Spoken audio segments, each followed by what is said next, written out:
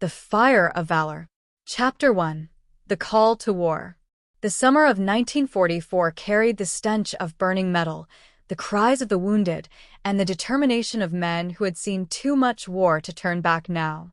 The world was still ablaze, but the Allies were pushing deeper into Europe, aiming to end the Nazi reign once and for all. Captain James Walker of the U.S. Army's 3rd Infantry Division had been fighting since North Africa. He had seen comrades fall, had endured the brutal Sicilian campaign, and had marched through the blood-soaked fields of Italy. Now, he found himself in northern France, preparing for another battle that would test the limits of his courage. "Captain, orders just came in from HQ," said Lieutenant Marcus Reed, his closest friend and second-in-command. "St. Aubin is our next target. The Germans are dug in deep. We hit them at dawn." James studied the map spread across the hood of a dusty Jeep. St. Aubin was a small town but strategically vital, sitting on a crucial supply route. The Germans knew that losing it would cripple their ability to counter the advancing American forces. As night settled over the encampment, James made his rounds, checking on his men. Private Daniel Carter, barely 20, was struggling to steady his hands as he cleaned his rifle. "Nervous, Carter?" James asked. Carter forced a small grin. "Yes, sir. First real battle." James crouched beside him. "Fear keeps you sharp. But don't let it control you. Trust your training, trust your squad. We're going in together, and we're coming out together." Carter nodded, gripping his weapon tighter. By dawn, the unit was in position. The battle for St. Aubin was about to begin. Chapter 2. The First Engagement. The march toward the town was eerily quiet. The morning fog hung low, masking the silhouettes of the advancing soldiers. Then it happened. The sky erupted with fire and steel. Mortar shells screamed down from above, exploding in showers of dirt and shrapnel. German machine guns roared to life, their bullets tearing through the air. "Take cover," James shouted as he threw himself behind a shattered stone wall. His men scrambled for safety, returning fire. The enemy had the high ground, using rooftops and fortified positions to rain destruction upon the Americans. James turned to Reed. "We need to flank them, or we'll be cut down before we reach the center." Reed nodded. "I'll take a squad through the alleys. Cover us." James signaled his machine gunners to lay down suppressing fire. Reed and his men moved through the ruined buildings, navigating through crumbling walls and abandoned homes. The Germans fought fiercely, hurling grenades and firing from concealed positions. Then, a grenade landed just a few feet from Reed. "Move!" James screamed. The explosion sent Reed flying. He landed hard, blood trickling from a gash on his forehead. James rushed to his side. "Can you move?" Reed groaned, clutching his ribs. "I'll live." The battle raged on.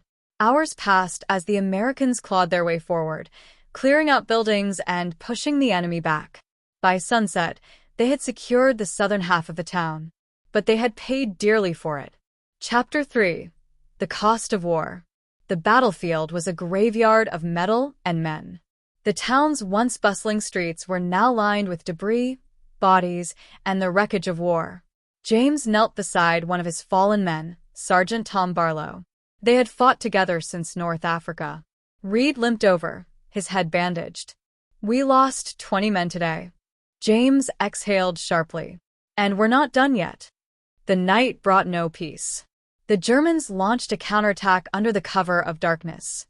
Artillery shells pounded the town, turning buildings into fire-lit ruins. James and his men fought fiercely, holding their ground. He saw Carter firing from behind a sandbag barricade, his hands no longer shaking. Then, a sniper's bullet found him. Carter collapsed, clutching his chest. James sprinted to his side, pulling him into cover. "Stay with me, Carter." Carter gasped for breath. Did we win?" James pressed his hands against the wound, trying to stop the bleeding. "Not yet, but we will." Carter gave a weak smile. "Good, sir." And then he was gone. The night ended, but the war raged on. Chapter 4. The Turning Point. Morning came with renewed gunfire. The Germans were making a final push to reclaim St. Aubin. James's unit was outnumbered, outgunned, and running low on ammunition. He knew they couldn't hold much longer. Then, salvation arrived.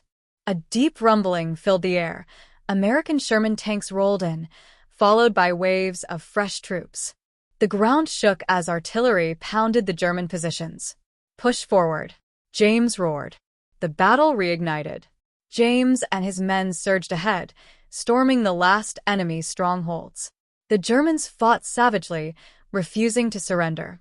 James kicked open a door and found himself face to face with a young German soldier. The boy, no older than Carter, raised his rifle, his hands trembling. For a moment, time stood still. Then, the boy lowered his weapon, dropping it to the ground. James exhaled. "Go home, kid." The boy ran. By afternoon, it was over. The last of the German forces surrendered. St. Aubin was in American hands. Chapter 5: The Aftermath. The price of victory was steep. The once beautiful town was now a shell of its former self, burned-out buildings, rubble-strewn streets, and the haunting silence of those who would never return home. James walked among his men, checking on the wounded. Reed sat on the steps of a ruined church, his arm in a sling. "We did it," Reed said. James nodded. "Yeah, but it doesn't feel like a victory." Reed sighed. "It never does." James turned his gaze toward the horizon. The war wasn't over. More battles awaited. More lives would be lost. But for now, they had held the line. And the fire of valor burned on.